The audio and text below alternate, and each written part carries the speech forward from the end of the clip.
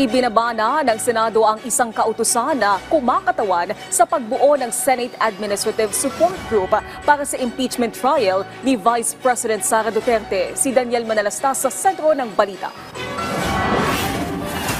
Isang kautusan ang ibinaba ni Senate President Francis Escudero na Special Order Number 2025-015. Laman ng kautusan na bumuo ng Senate Administrative Support Group. Ang layunin naman nito ay tumulong sa Senado sakali mag-convene sila bilang impeachment court para sa impeachment trial ni Vice President Sara Duterte. Sa ilalim ng special order, inaatasan ng Senate President ang Senate Secretary na maging clerk ng Senado sa impeachment court. Ang Secretary ng Senado ay may kapangyarihan mula sa Senate President na mag-issue ng admin orders, direktiba at guidelines.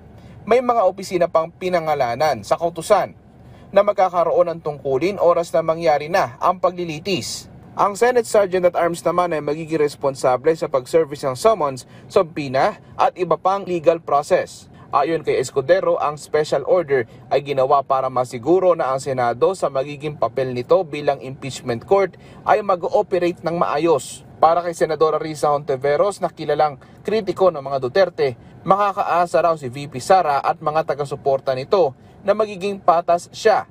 I think fair enough to say na may judgment na akong namumuo the past several years na nakita ko sa performance kahit wala pa itong impeachment VP on the issues na inimbestiga namin dati or dinebate namin dati, some of which ay mga pumasok sa importanteng grounds ng impeachment. Sabi ni Hontiveros, utang nila sa taong bayan na gampanan ang tungkulin sa proseso ng impeachment.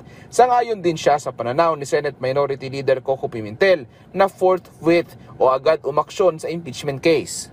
So, sa tingin ko po, batay sa sinabi ni Senator Coco at yung pag-intindi ko rin sa tinatalakay nila sa Konstitusyon at sa aming sariling rules on impeachment dito sa Senado, walang pumipigil sa amin na i-tackle yung articles of impeachment at mag-constitute bilang impeachment court. Daniel Manalastas para sa Pambansang TV sa Bagong Pilipinas.